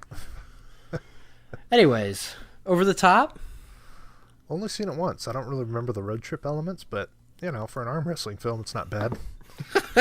Yeah, rate your favorite arm wrestling movies. It's, Well, he's a big rig trucker, so that'll explain the road trip aspect. that does explain it. I really don't remember anything about that, but I thought it was okay. Yeah, I thought it was ridiculous, but for like what it was, and I thought it was pretty cool. Robert Loggia's in it. Hey. Love me some Loja. but he was also in Scarface, and that's not that great of a movie. I was expecting like a Goodfellas type of quality, and it's not. Yeah, there's something about the Cuban mafia that's not as cool as like the Italian mafia. It's definitely not as cool. Yeah, you're right. Well, I'll check it out eventually. But something that needs a 4K desperately, Pee-wee's Big Adventure. Dude. Yes. Why is that not on 4K? Maybe one of the best road trip movies. Movie never gets old. And you want to talk about weird? It doesn't get much more bizarre than that film. Yeah, that's the whole clown scene makes me uncomfortable. Everything about that movie is just weirdo-rama.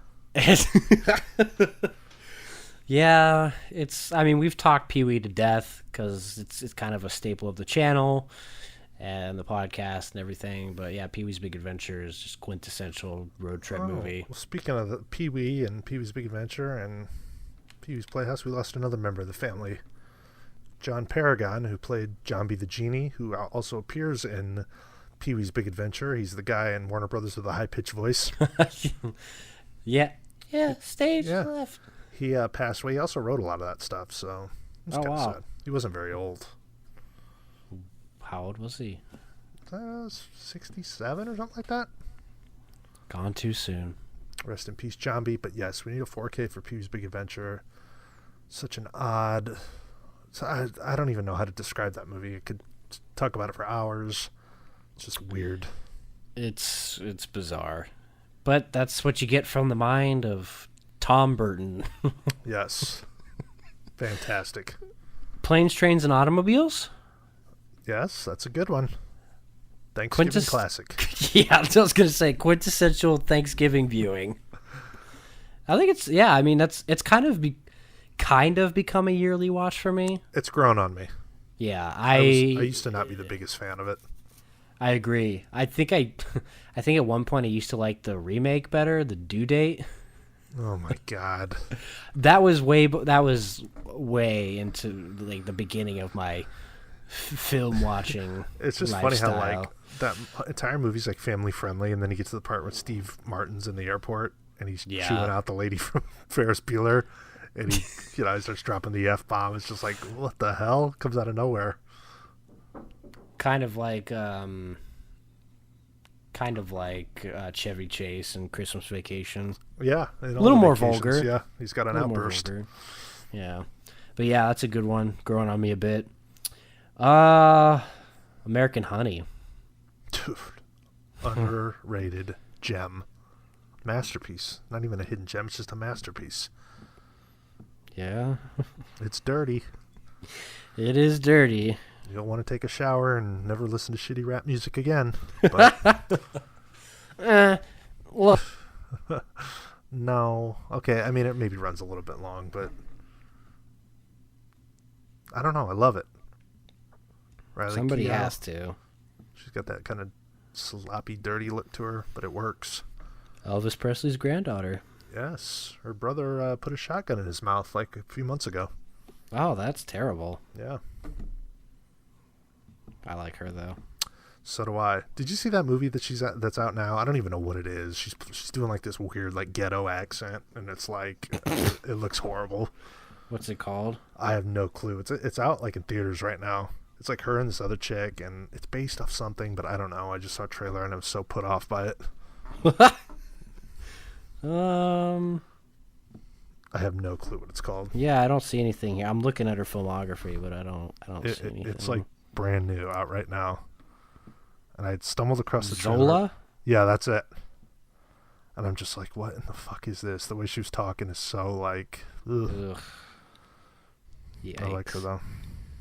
It's from the same director as Gregory Go Boom, so it's probably weird. I'll stay away from that one then. Don't you like Gregory Go Boom? I do. I watched another movie she did called Lemon, which is like the same weird comedy, and it just like it didn't do anything for me like Gregory Go Boom did. Gregory Go Boom is disturbing. It's good though.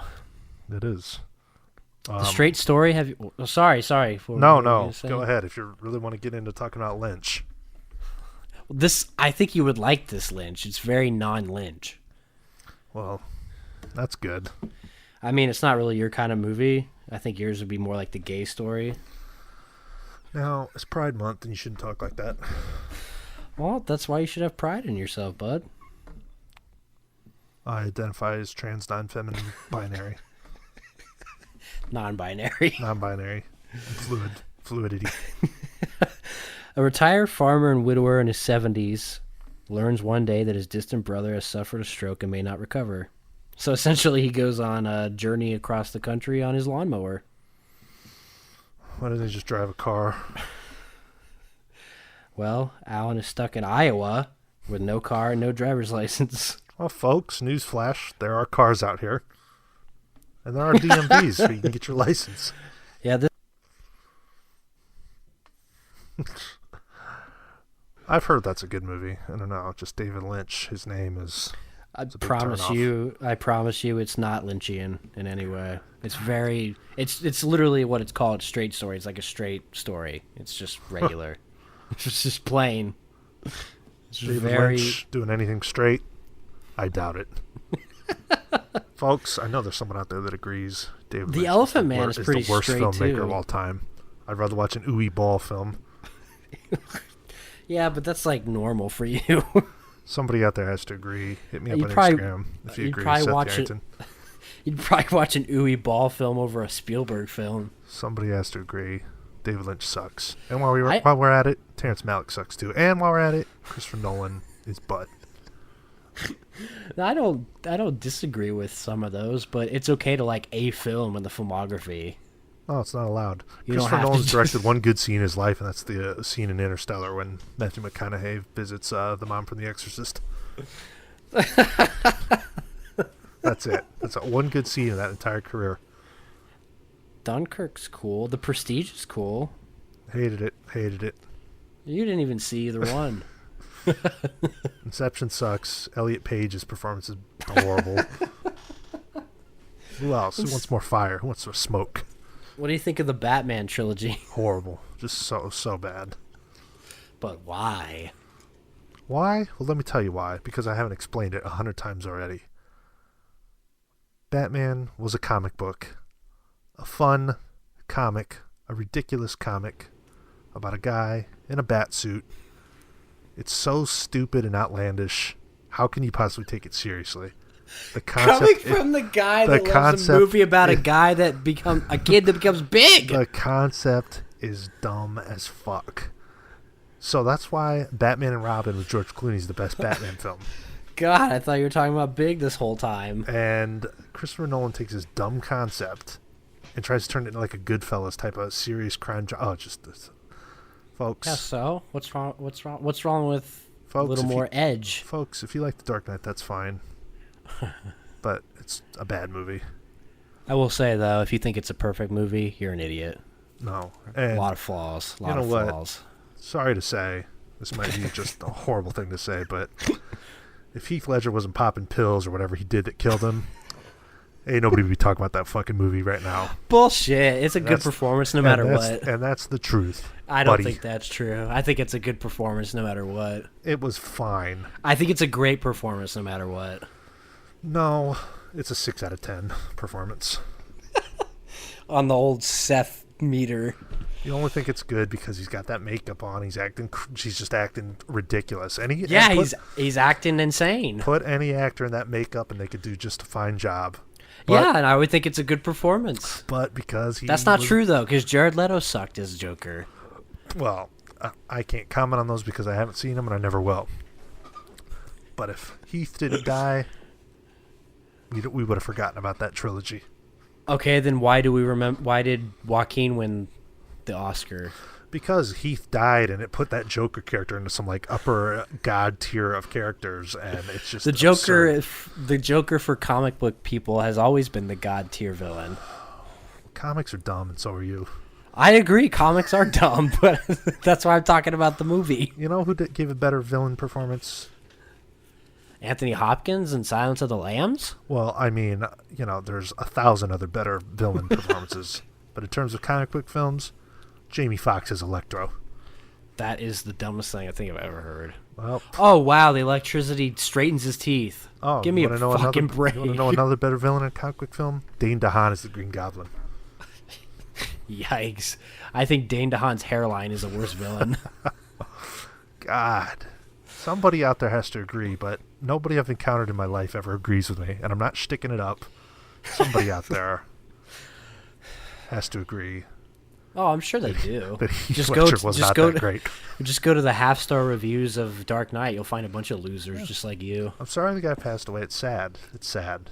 But in culture, pop culture, when somebody dies, and you can admit it, you know it's true, they transcend. Oh, yeah. Yeah, for sure. Yeah, for sure. Yeah, totally. George Clooney's better. As what? The Joker? Mr. Freeze was better villain. God. Freeze. And we just lost our 5 remaining listeners with that rant. Sorry, folks. Sorry about my co-host and his anger issues. Sorry if you agree with me, get in touch. We'll have you on, and we can bully this idiot. You'll be the. Oh, you don't have to bully me. I can admit that it's not as good as everybody makes it, but I enjoy it.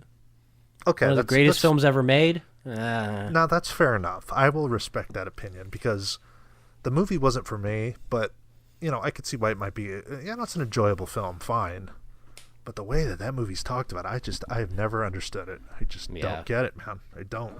That whole movie kind of transcended. Yeah, I really don't understand. Kind of immortalized at this point. I tried watching them. It took me 3 weeks to watch Batman Begins. Well, that's the worst one. I mean, that was the hardest movie to get through. That's the worst one, in my opinion. And then it took me 2 to get to The Dark Knight. Okay, that's the best one, in my opinion. But and I didn't even bother with the third one. I don't know. Maybe you'll like it.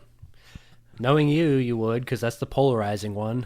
Oh, that's my shtick. Jump on the shit that everyone hates. It's not a shtick. I think it's real at this point. You just kind of sit there in the corner of whatever room you're in and just, okay, what are these people's opinions and how can I be the difference? You know, everyone hates Jaws, but I love it. Oh, yeah, you hate it so much you got rid of your shirt. It's because it was square. And now it kind of fits me big. There you go, buddy. You can wear it as a bedtime shirt. Everyone hates Jurassic Park. Oh, yeah, you picked the 2 most popular movies in, like, the history of film. I love several popular films. I don't care. Keep going. Sorry, you went on a rant.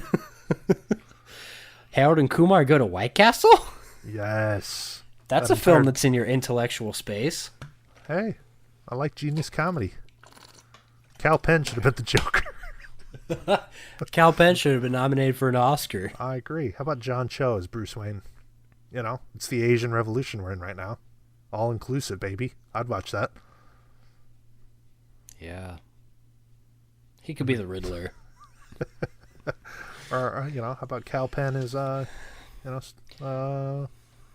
who's another superhero that they need to reboot? Shark Boy? Lava Girl? Well, it'd be... you can't have boy. John Cho can be the Riddler, and Cal Penn can be the Diddler. Shark them and lava them. Shark they and lava them. Yep. With Demi Lovato as Shark them and Elliot Page.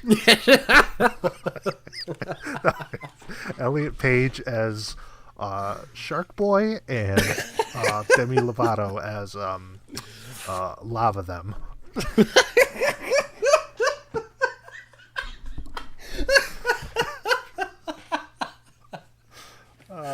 And the Wachowskis are directing. Yes. Lana, and whatever the other guy's name is. The other guy's name? Oh, dude, it's like... we almost can't get away with those jokes anymore, so... Honestly, fuck it. I don't care if you're offended by it. Our audience, I think, knows. Yeah.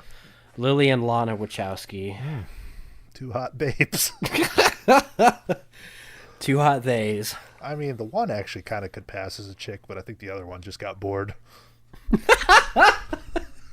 What, with being a man? Yeah, I gotta just stop. I'm going down a deep, dark rabbit hole here. I was really changed you. Uh-huh. Been around your uncle too much. I'm in a red state. Tommy Boy? Yes. Talk about another overrated comedy film. You're an idiot. I don't think I've seen it all the way through, to be honest. No, dude, it's so good. Callahan Auto Parts, baby. Okay, wear a shirt. I want to get one. Another dead idiot. Couldn't hold his booze and his drugs. Now, I will say, just like I said about Heath Ledger, I think Chris Farley's a little bit overrated, honestly. I think Time Boy's a really good movie, but nobody would Hills care Ninja, if he get Black Sheep, give me a break. Who gives a crap? Yeah, I mean, Tommy Boy's just a good movie, but I don't think it's, it's just a good movie. Chris Farley's best performance is the bus driver in Billy Madison. There's also a Dirty Work with Artie Lang and Jack Warden. Oh my god. Headlined by Norm Macdonald. Sounds like a hit. It's a good movie. I will also say that Damn, there's a lot of people in it. The chemistry between Spade and Farley though was really good. That's what made the movie. You know, they had good banter back and forth. Well, and he's kind of unique. He was a big guy who had finesse, and Yeah. I think some of his funniest stuff is SNL and away from the movies. I would say that's probably where his clout came from. You know. Yeah, it sucks that Yeah. it happened. It'd be interesting to see his trajectory if he would have kept going. I know, and we've said this like 100 times, but I would have loved to see like right now, 2021. What types of movies would Chris Farley be making? What types of movies would John Candy be in? You know. Yeah, that's a good question. Like I think I feel like both some could be uncut gems type of shit. I feel like they could. I feel like John Candy more so could Yeah. be really good with serious roles. I mean, those guys are just like those off the wall comedians. Just are like immensely talented, and then they get a chance to do drama, and they like kick ass. You know. Mm-hmm. Well, there's a few serious scenes in Planes and Trains. Yeah, and, you know, John Candy's good in those. I mean, you know, Robin Williams is a kick ass dramatic actor. Sandler doesn't really get the recognition, but I think he's an amazing dramatic actor. Yeah, I think he's great, and I think people are starting to see that. Yeah, you could just picture like John Candy in like some badass movie, you know. Mm-hmm. Yeah, but we'll never know. We can't. Was his thing a heart thing? Yeah, I think he was just big guy, like to eat. Brian Dennehy just passed away not that long ago too. He did, yeah. Yeah. It's great. I wonder if he died like he did in the movie. He's great in First Blood. Yeah, forgot about that. Yeah. Y tu mama tambien. Great film. I've only seen it once, but God, it was depressing. It was. That ending is very similar to Jules and Jim. It is. I wasn't expecting it. Great sex drama comedy? Yeah. No, there's not much comedy to it. No, it's like a road trip, coming of age, sort of. I need to watch that again. Do you have the Criterion? I do. Yeah, it's a good one. Hey, what's your favorite Alfonso Cuarón film? What's he done? Prisoner of Azkaban, Roma, Gravity, Children of Men, Y tu mama tambien, A Little Princess. Dude, that's a good movie. I recall you saying so. Don't sleep on that one, folks. Oh, dang. So which one is your I always favorite? want to know what the chick from that movie turned out to look like nowadays. I was just looking at it right now. Oh, we have the same idea. Yeah. Not bad. Not bad. You know? But man, when I was a kid, I watched that movie. God. Yeah. She was a babe. But I was the same age, so it was okay for me to say that. So that would mean you still are. Yeah. I would say Y tu mama tambien is my favorite.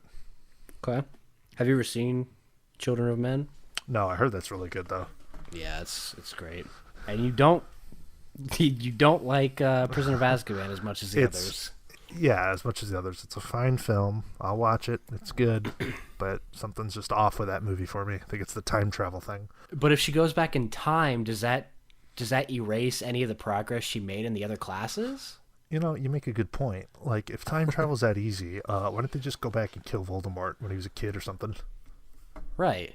Like, that series over. They win.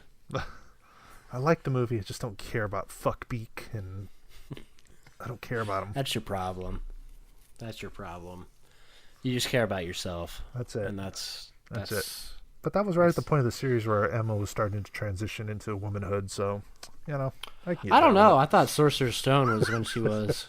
But I was the same age, so it's okay. So was I, so, you know what? Actually, I think she's more your age than my age, so it's even better for me. It's even better. You know, you were lusting after an older woman. I like older girls. Oh, man. Okay, well, we'll talk about a few more here because we're running heavy on time. Speaking of, Deathly Hallows Part 1, you could argue is a... That is. There's a lot of... I mean, they're literally on the trail to find the Horcruxes. Yeah. Do you like that one? I do. It's not my favorite. I think it's... I don't know. I'm not sure. I like them all. Yeah. I never know how to rank them, though. Yeah, I felt different watching them again. but that's probably going to happen several times. Different moods and different points. I really like that one, considering it's. I know we talked about it, but like, do you think those 4Ks are worth buying? It's pretty minuscule. Yeah. It's. Who knows? Maybe on your new TV you'll really see the difference. But yeah, I really want you to see what like OLED looks like. I think it would kind of blow you away. Yeah, I'd be curious too. Yeah, it's cleaned up a bit. Like it's a little bit clearer, but the big difference is just how it's graded. You can just tell they look different as far as what colors they used and how they. I'm sure I'll end up buying those just so I know that I have them on the best format, Yeah, and maybe the first one looks clean because it's the oldest one, but I feel like they must have filmed those digital or on film because it just, I don't know, it just has that look. It's not very digital looking, but the last couple look really good. As they get older, they progress better. Yeah. Anyway, so that is definitely sort of a road movie. It's nice to get out of Hogwarts for a little bit. It's like, 6 movies there. We can move on. Yeah. It's, for like a part 1, I think it's pretty awesome. Inside Llewyn Davis. Yeah. Fuck, I love that movie. That's a good one. It gets better every time for me. I just watched that. God, I don't know. It was whenever my dad came to visit me in Phoenix, so I don't know, probably December. Not too long ago. Yeah. That was only the second time I see it. The first time I watched it, I loved it. Second time I really liked it, but it just like I was almost more weirded out by it. The second time. Weirded out? Oh yeah, it just was like it was more strange, I mean, it's not a happy movie. It's pretty depressing. Yeah, not like, oh, this is so bizarre, but just like it wasn't what I remembered from the first time I watched it, I guess. Right. So I like it a lot. Yeah, I mean, spoilers or whatever, but like the whole point is that he's going to go see F. Murray Abraham to try and get work. Yeah. And he plays this really awesome, really beautiful song. And F. Murray Abraham's just like, yeah, I don't see any money here. Yeah. Like you think he's going to be like, that's great. We're going to hire you. You're going to make money. He's just like, yeah, I don't fucking like it. Yeah. And he's just like, okay. And fucks off. I know. That's, I don't know. It's just like the last time I watched it, it's like you get the full length songs every time he busts out into something, Yeah. It's an interesting film. Might hit or miss with some people. Yeah. I love it though. Yeah. I think he's just like such a, once again, like nihilistic asshole. It's just like, woe is me, but I picked that to show my dad because I thought like he'd love it. Like, he's a music guy, he plays guitar, but I think he was just more like kind of like, what the fuck, It's kind of nuanced. Yeah. It's kind of like, what's the point, really? But it's got Carey Mulligan in it. Oh, God, yes. She could spit in my coffee any day. I would gladly drink it. I'd actually make her do it again before I drank it. Never mind. Beavis and Butthead Do America. Yes. Richard Linklater's in this film. As a voice? Duh. There's actually a lot of big names in that movie if you look up the cast. It's Mike just must be from Texas or something. Yeah, Linklater's just like, he says like 2 lines. He's a tour bus driver. It's just funny. Like, why would they get him to do that? They're probably buddies from the old days or something. Yeah, or Judge is a big fan. Who knows? A lot of people in that movie though. Demi Moore, Cloris Leachman, Greg Kinnear, David Letterman. Mike Judge was born in Ecuador. Well, so much for that theory. Yeah, and he didn't even live in Texas. That's weird. That's I don't know. You never have you ever watched any Beavis and Butthead? Nothing. I mean, it's stupid, but it's, I don't know. I like stupid stuff. I mean, it's stupid as it gets, but it's funny. I don't know. Oh, he did King of the Hill too? Yeah. King of the Hill was more like King of the Hill actually got deep in some points. Like, that was a legit series with like life lessons and shit. Okay. Beavis and Butthead is just stupid. Okay. Like King of the Hill is actually a good. It's actually a good series. There's some sad shit, some good character development. Speaking of something that doesn't have any laughs, Wild Hogs. Now, I don't know about you, but I laughed a lot. Because this is an all-star cast. We got Tim Allen. We got Martin Lawrence, Marty Marr. We got And the Avengers had an all-star cast too. We got Ray Liotta. We got what's his name? What's Macy? George H. Macy? George M. Macy? William H. Macy. And yeah. No, it's not a good movie, but I kind of like it. It's like a guilty pleasure. Do I still have that one?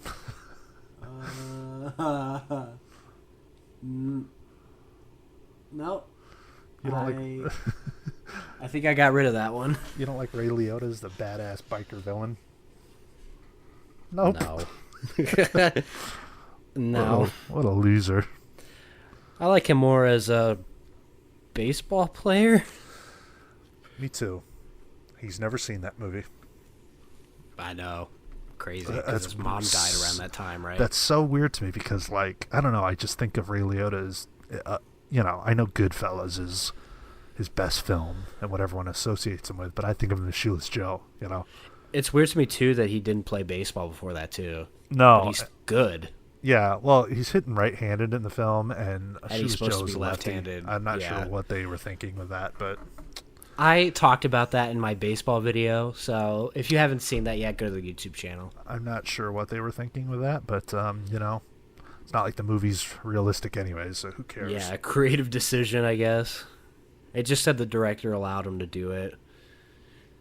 So, Paris, Texas? Yes. So good.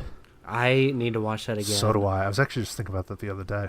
That scene when they're in the booth. What in the hell, man? First of all, Natasha Kinski is like one of the hottest babes at that time.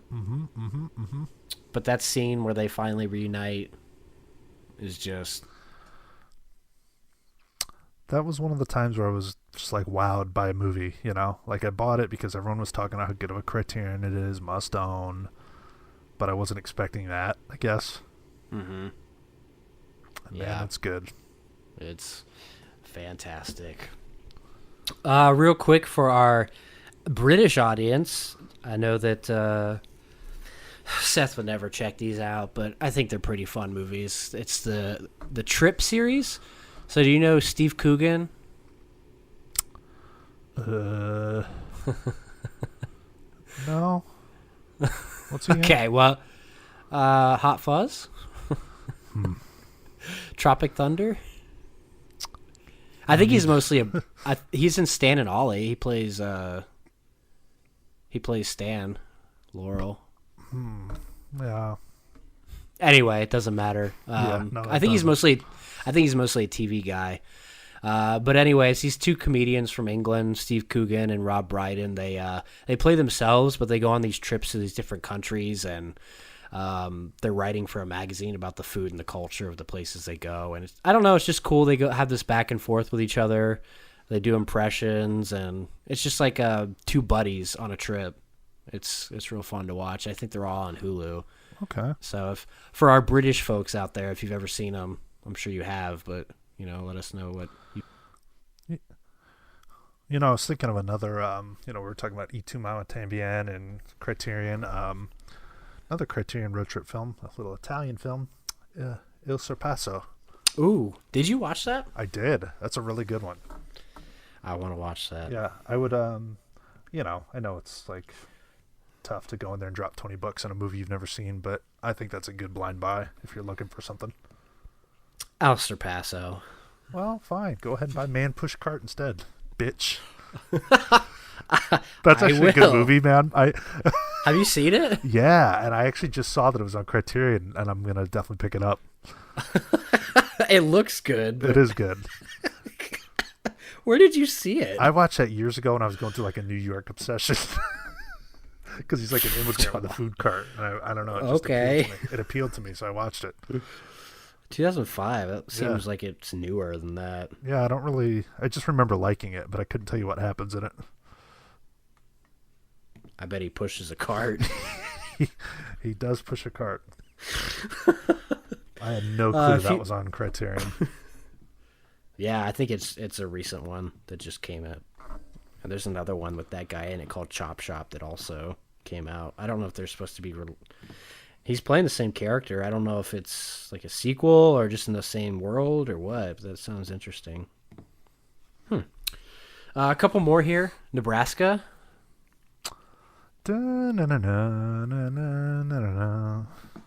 I love this movie. Great score from Mark Orton. Mark Orton. Is that his Their name? Pie. Their Pie. I think you're right, but the song's called Their Pie. Yes. I think it's just a real simple concept. Bruce Dern plays the father of Will Forte, and he gets this. It's like one of those scam mailers that says you won the lottery. They go on a road trip to get it, but there's a lot of good conversations between the two about how Bruce Dern was a dickhead father and he cheated on his. It's just they have good conversations back and forth, and they meet up with different people and family, and Devin Rattray's in it. Oh, you know it's good when he's in it. You know it. And this is Little Monsters. He was in that. No, I haven't. That was on sale too. I didn't almost pick it up. Dude, you should have grabbed it. I think it's like perpetually $7.50. You don't like to have any fun in life. Just sit and watch your fucking stupid war movies. Oh my god. I'm going to pop in Willy Wonka when this is done. Damn, I'm jealous. I'm sitting here thinking it comes out next week. What an asshole. What an idiot. But still, if you pre-ordered it, why didn't you get it?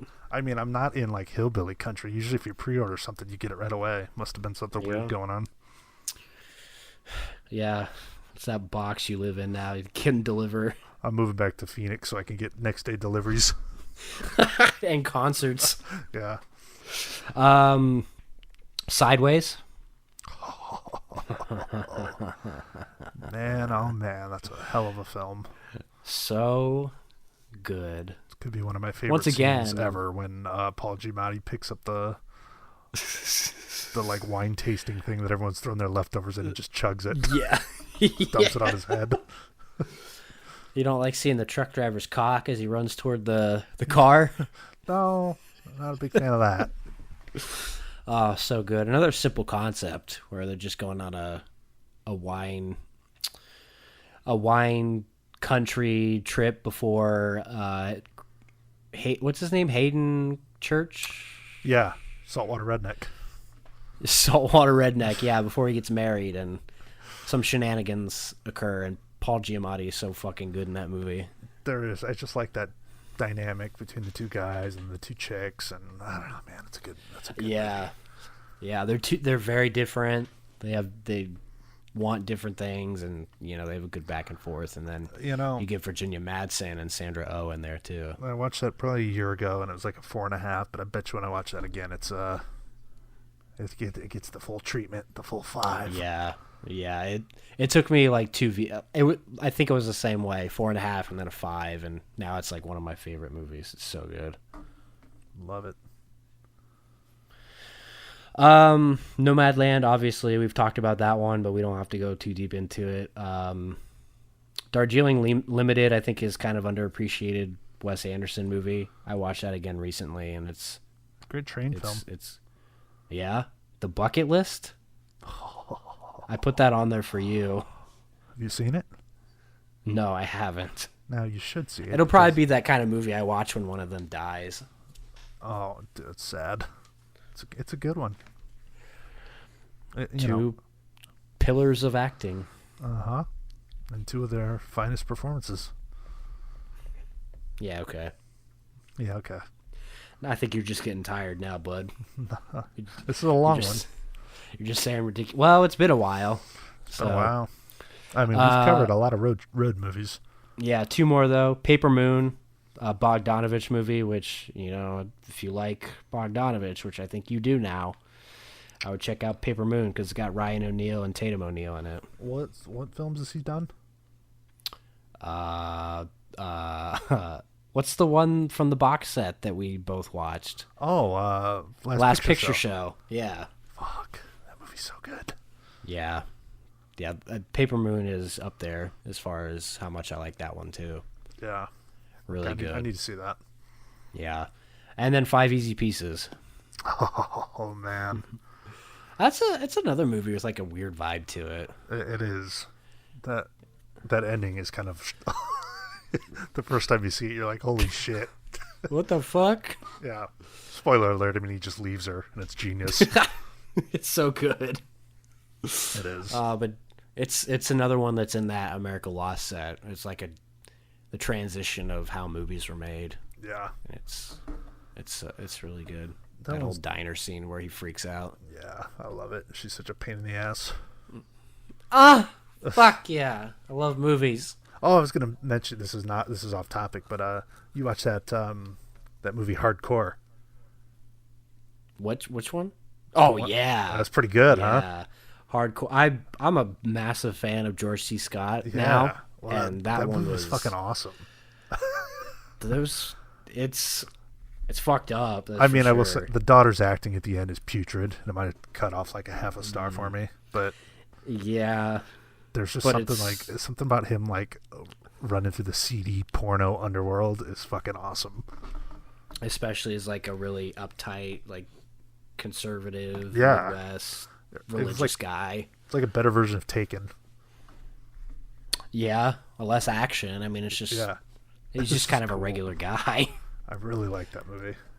But I love George C. Scott. He's really good, and that was a good movie. And a kick-ass Peter Boyle performance. Those fucked up 70s movies, though.